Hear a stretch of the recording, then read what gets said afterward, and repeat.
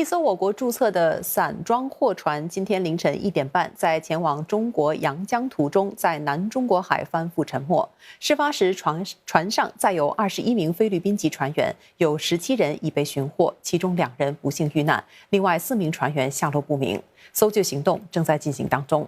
新加坡海事及港务管理局表示，船上没有新加坡籍船员，当局已同船主和搜救队保持联系，并提供必要协助，事故原因仍在调查当中。